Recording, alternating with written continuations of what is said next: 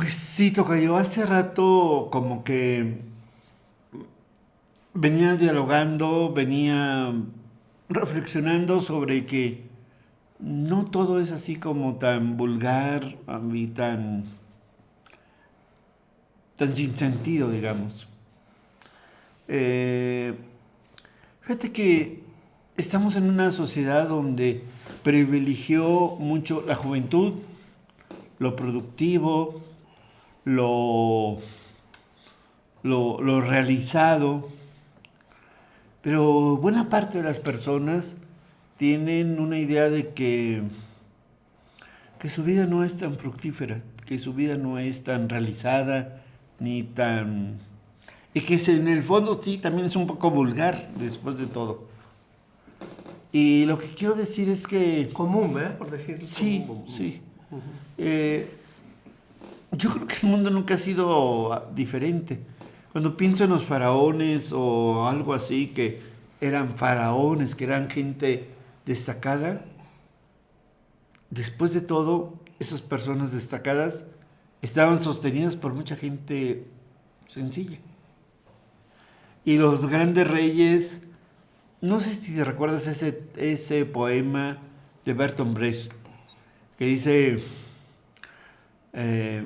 se hizo una celebración y dice, pero ¿quién fueron los cocineros? Alguien lloró cuando se acabó la Armada Invencible. ¿Solamente lloraron los reyes? O En unas pirámides, ¿verdad? un día se acabaron las, ¿cómo se llama esa de China? Las murallas chinas. Las murallas chinas, sí. ¿Quién celebró el final de esas murallas chinas? ¿Solamente los emperadores chinos? También los obreros. Es decir, en realidad las personas destacadas son pocas. Las personas no destacadas somos muchos, ¿no? De hecho, estás tocando un tema muy interesante porque tú has estudiado historia y me tocó dar clases de historia. Por un lado, efectivamente, la historia puede explicarse con dos estilos, vamos a decirlo así, principales. Uno es el estilo de las revoluciones, que son grandes cataclismos,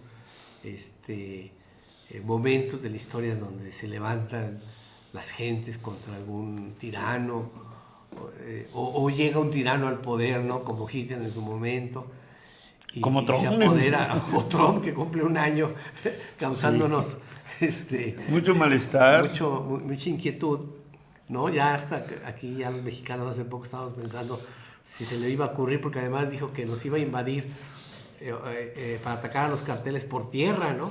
Que realmente en términos militares eso para los norteamericanos ha sido catastrófico. De hecho, cuando fue lo de Venezuela, le preguntaron, ¿y usted no quiso quedarse ahí y hacer cambios y tener tropas en tierra? No, y a nosotros no le tenemos miedo a eso. No, sí le tienen miedo, porque sus principales derrotas en las últimas décadas en Vietnam, en Afganistán, ¿no? En Irak, es cuando ya llegan a terreno. Claro. Y entonces ya cuerpo a cuerpo y en el suelo, pues empieza a haber bajas, ¿no? El ejército norteamericano. Pero me regreso, que estaba yo reflexionando, tocayo, que hay esos cortes históricos, ¿no? Como la llegada de Trump al poder, pero también hay otras formas de transformación social que parece ser más lenta, pero que es muy profunda, que es la que se da en la vida cotidiana de todos los seres humanos. Por decir algo, el hecho de que se haya desarrollado la tecnología, que tengamos acceso a computadoras y a estos juguetes, han cambiado la historia, claro. cómo vivimos la historia. O sea, nuestras depresiones, ¿no? Sí, nuestras alegrías, nuestras distracciones, ¿no? Esta gente que se está deshoras hasta la madrugada, desde la mañana y hasta la madrugada, en TikTok y en todos los... Sí, claro.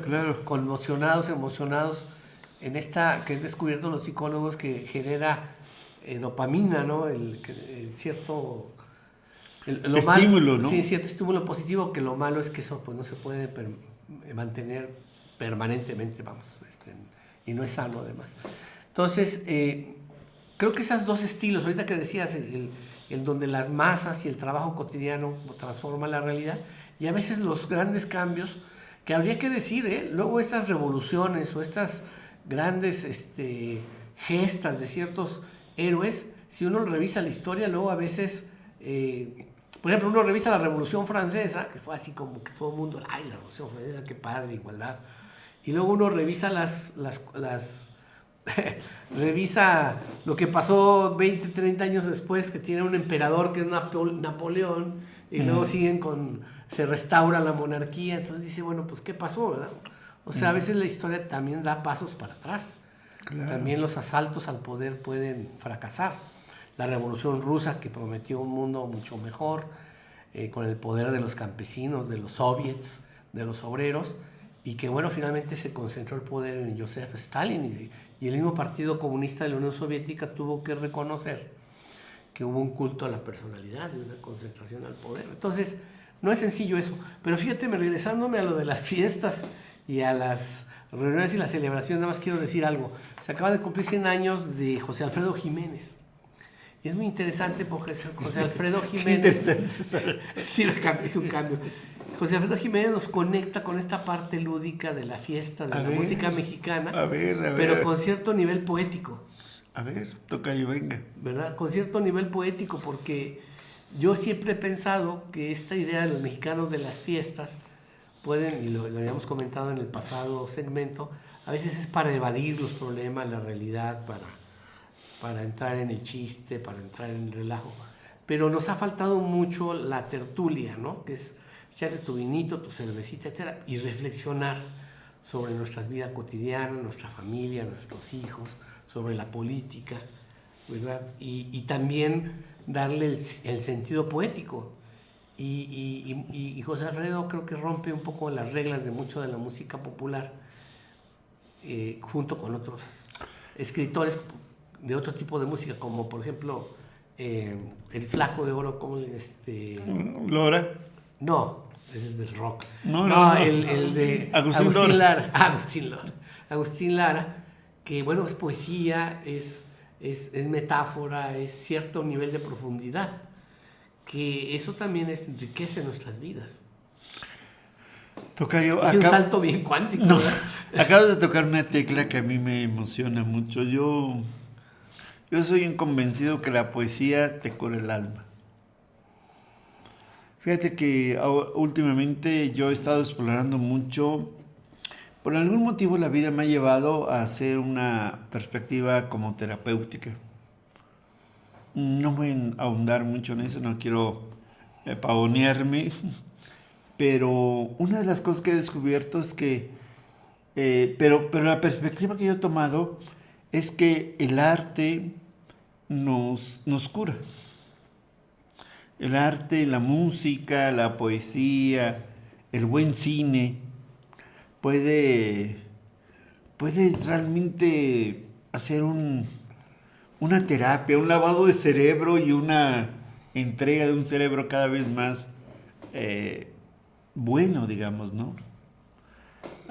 Que tiene que ver un poco hasta con muchas de las técnicas contemporáneas de la... ¿cómo se llama? Neurolingüística, neurociencia y todo esto. Si te das cuenta, los seres humanos siempre necesitamos del arte para vivir, de la belleza para existir. Y por ejemplo, pienso en qué compositor estábamos hablando al principio, que habla de que venimos de un mundo raro, donde no existe el dolor, y que nunca he sufrido, ¿no? Algo así dice una de las canciones de este intérprete y José Alfredo Jiménez. Es bellísimo eso, es absolutamente terapéutico y me da mucho gusto que lo hayas mencionado, porque en México tenemos muchos recursos culturales y poéticos que salvan una gran melancolía que tiene México. Me acuerdo que Roger Bartra, un antropólogo que se hizo muy atractivo y luego muy despreciable por algunas cosas, pero tiene un texto muy bonito sobre la jaula de la melancolía, como diciendo estamos atrapados en una melancolía que nos aniquila en un sentido los mexicanos. Pero también esa melancolía te da perspectivas para salir adelante, ¿no? Como para escaparte de la jaula. Me llama mucho la atención, porque mucha de la canción mexicana o mucho de la versión folclórica mexicana es una explosión de alegría, ¿no? Entonces, bueno, no quiero ponerme a bailar ahorita el jarabe tapatío, ni la sandunga, ni el jarabe loco, ni el mariachi loco, cantarlo, pero México, gracias a su cultura, yo pienso que gracias a su cultura, a su arquitectura, es México grande, tocayo. Y su historia, claro, política. Y es un referente ineludible para toda Latinoamérica. Somos el hermano mayor, en Eso sí. toda Latinoamérica. Y yo creo que sí también tenemos que tener un elemento seleccionador en el cual al mismo tiempo que disfrutamos la poesía, la música y que nos divertimos y que efectivamente también siento que es bueno a veces evadirse y soñar cosas y demás, tener fantasía y tener creatividad, también es motivo para seleccionar, porque también hay mensajes de la cultura y de la música popular que nos llevan a la violencia, que nos llevan a la discriminación, Sí, que también. nos llevan por ejemplo, a la mujer y a los más vulnerables, a considerarlos como prescindibles, ¿no? O como de segunda mano.